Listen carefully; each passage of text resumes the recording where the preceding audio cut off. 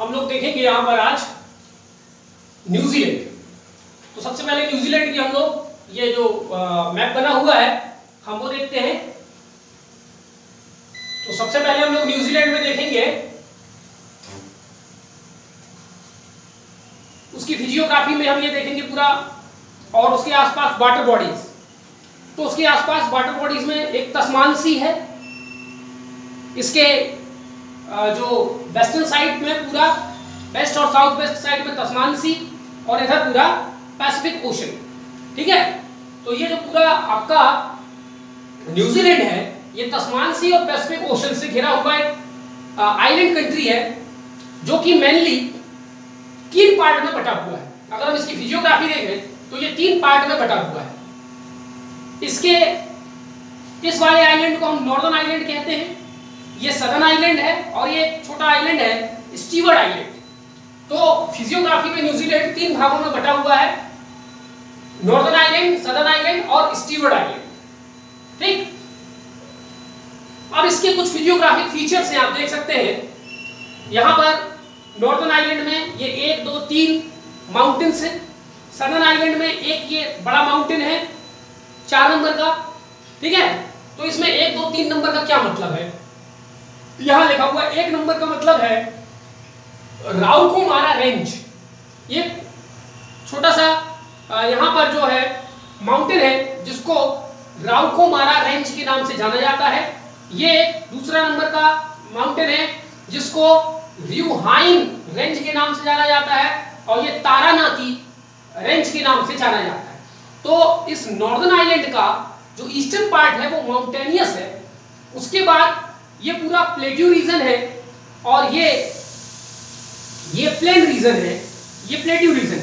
इस plateau region में ये जो क्रॉस बना हुआ है ये वॉल्केनिक प्लेट्यू है, इसका नाम ही वॉल्केनिक प्लेट्यू है वहां पर। तो ये पठार है वॉल्केनिक प्लेट्यू, ज्वालामुखी प्रकृति का चट्टान ये प्लेट्यू है।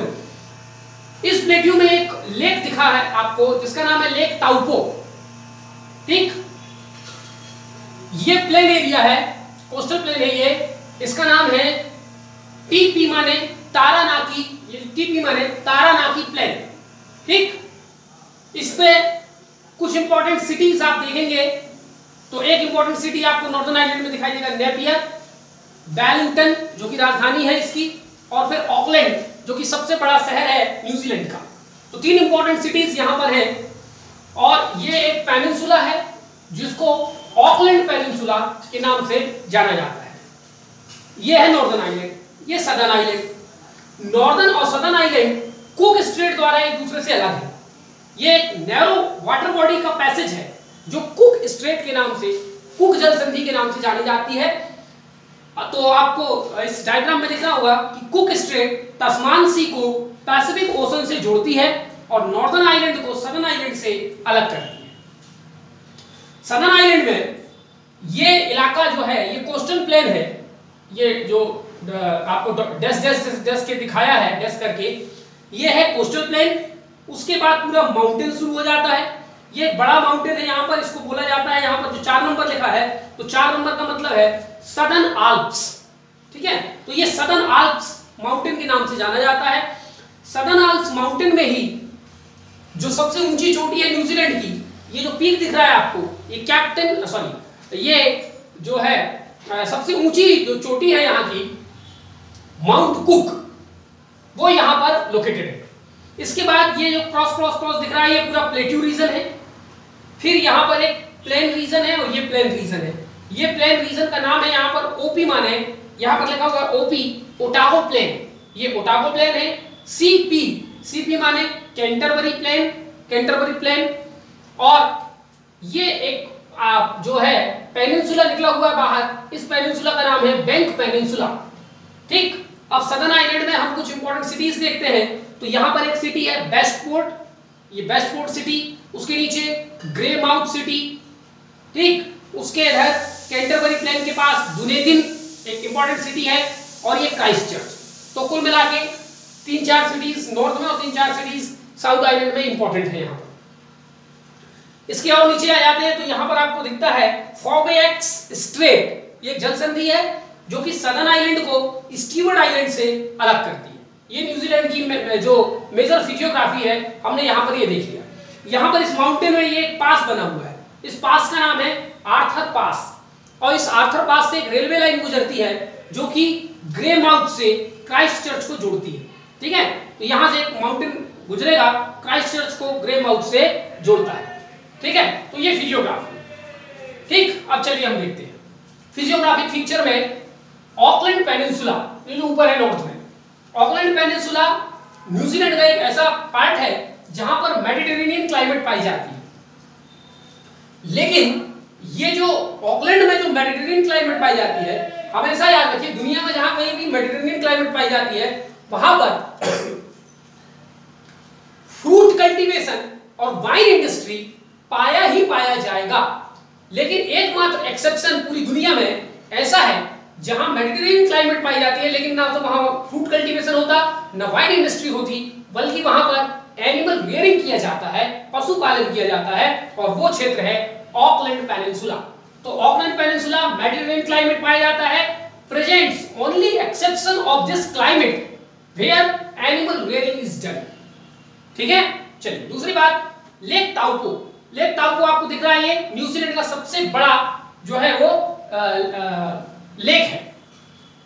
ऑल प्लेन्स, जितने भी प्लेन हैं, चाहे वो तारानाकी प्लेन हो, चाहे वो कोस्टल प्लेन हो, कैंटरबरी प्लेन हो या ओटागो प्लेन हो, जितने भी प्लेन हैं सारे प्लेन्स में एनिमल रेयरिंग किया जाता है, पशुपालन किया जाता है, जिसमें से सीप और मिल्क कैटल्स यानी भेड़ और दुधारू पशुओं को यहां पर पाला जाता है।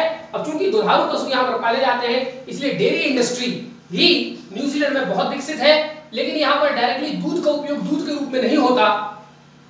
Milk is not directly used as milk, but milk is used as their by product, particularly cheese and butter. ठीक है, तो दूध का उपयोग वहां पर जो मक्खन इत्यादि है उसके रूप में किया जाता है। सदर्न आल्प्स, ये सदर्न आल्प्स जो है ये फोल्डेड माउंटेन है, जैसे कि हिमालय है यंग फोल्डेड माउंटेन, तो ये भी एक यंग फोल्डेड माउंटेन है। इसकी जो हाईएस्ट पीक है वो माउंट कुक, और पिछले वीडियो में हमने इसकी हाइट लिख दिया था, 3764 मीटर इसकी हाइट है। स्टीप टुवर्ड्स वेस्ट, वेस्ट की तरफ ज्यादा ढाल है, ईस्ट की तरफ इसकी ढाल कम है। ठीक, कुछ इंपॉर्टेंट सिटीज, वेलिंगटन हम लोग पहले जान चुके हैं, capital of New Zealand and southern most capital of the world. दो इंपॉर्टेंट बातें आपको याद रखनी है। ऑकलैंड, ऑकलैंड जो है एक इंपॉर्टेंट पोर्ट सिटी है। ठीक है, biggest port of New Zealand and biggest city of New Zealand, Auckland के बारे में ये दो इंपॉर्टेंट बातें हो गई। दुनेदिन, ये दुनेदिन यहां पर वूलन टेक्सटाइल इंडस्ट्री लोकेटेड है, ऊनी कपड़े, ऊनी वस्त्र जो है यहां पर बनते हैं। रोतोरुआ, रोतोरुआ, रोतोरुआ, रोतोरुआ एक जगह है, रोतोरुआ आपको जगह मिल जाएगी, ये मैं लिखना भूल गया हूं। यहां पर ये जो लेक है, इस लेक के पास एक जगह है रोतोरुआ, और ये रोतोरुआ जो है न्यूजीलैंड में लार्जेस्ट माओरी पॉपुलेशन के लिए जानी जाती है। माओरी न्यूजीलैंड की ओरिजिनल इनहैबिटेंट्स हैं। ठीक है, तो यानी मूल निवासी है वहां के, तो सबसे ज्यादा मूल निवासी जो माओरी हैं न्यूजीलैंड के, वो इस सिटी रोतोरुआ में पाए जाते हैं। नेपियर, एक और सिटी नेपियर नॉर्दर्न आइलैंड में, ये भी वूलन टेक्सटाइल के लिए जाना जाता है। क्राइस्ट चर्च, क्राइस्ट चर्च में पूरे न्यूजीलैंड के सबसे ज्यादा इंडस्ट्री, थोड़े मोड़े ऑटोमोबाइल वगैरह जो भी इंडस्ट्री हैं वो सारे इंडस्ट्री क्राइस्ट चर्च में लोकेटेड है। बेस्टफोर्ड एंड ग्रे माउथ, बेस्टफोर्ड और ग्रे माउथ यहां पर कोल डिपॉजिट्स पाए जाते हैं, और फिर उन्हीं कोल को ट्रांसपोर्ट कर दिया जाता है रेलवे के माध्यम से क्राइस्ट चर्च, और वहां पर आयरन स्टील इंडस्ट्री और बहुत प्रकार की इंडस्ट्री वहां पर डेवलप है। ठीक, चलिए कुछ और जानकारी हम लोग देखते हैं। उधर हम लोग देखेंगे क्लाइमेट। न्यूजीलैंड का ओवरऑल क्लाइमेट यदि हम बात करें तो टेम्परेट मैरीटाइम प्रकार की क्लाइमेट है, जिसका मतलब यह है कि ये पूरा न्यूजीलैंड पूरे साल वेस्टर्लीज यानी कि पछुआ पवनों के प्रभाव में रहता है, और अच्छी खासी बारिश न्यूजीलैंड में होती है।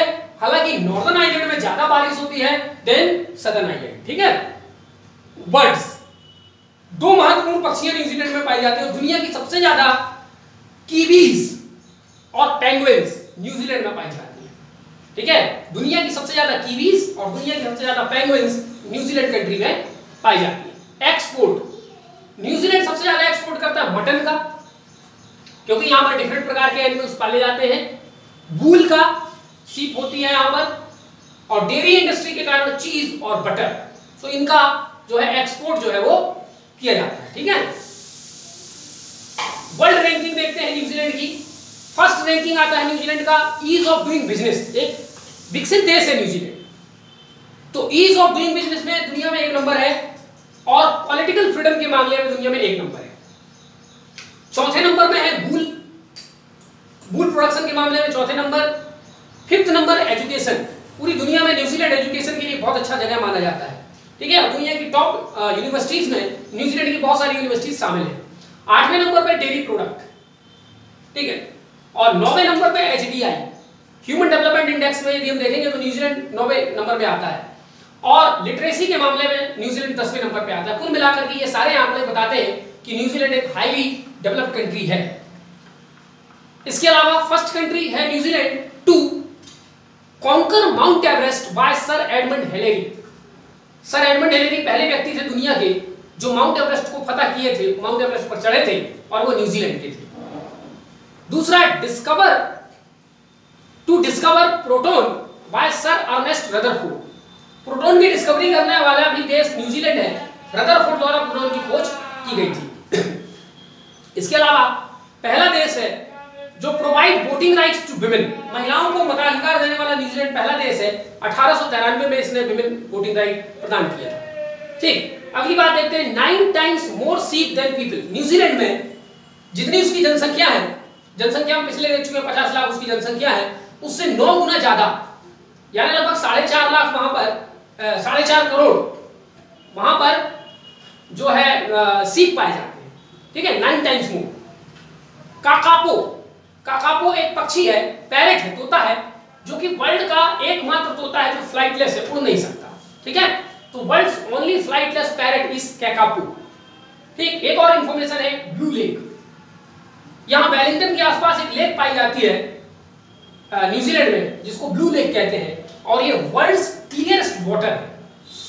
ठीक है, इसकी क्लियरिटी दुनिया में सबसे ज्यादा इस लेक में उस वाटर की क्लियरिटी माने ट्रांसपेरेंसी पाई जाती है। ठीक है, इतनी तमाम जानकारियों के साथ न्यूजीलैंड हमारा यहीं पर ओवर हो जाता है। ठीक है, और कुछ बचता नहीं है न्यूजीलैंड में। अब हम लोग नेक्स्ट वीडियो में देखेंगे आपका माइक्रोनेशिया, पॉलिनेशिया और मेलानेशिया। ठीक है, और इसी के साथ हमारा ये ओशनिया कॉन्टिनेंट जो है वो खत्म हो जाएगा। ठीक है, तो enjoy New Zealand, make by yourself, draw all these features and keep it in mind some important plains which is very important। Canterbury plain कहाँ लोकेटेड है, ओटागो प्लेन कहाँ पर है, तारानाकी प्लेन कहाँ पर है, और ये 2 महत्वपूर्ण स्ट्रेट्स, कुक स्ट्रेट और ये फॉवेक्स स्ट्रेट। ठीक है, चलिए, थैंक यू।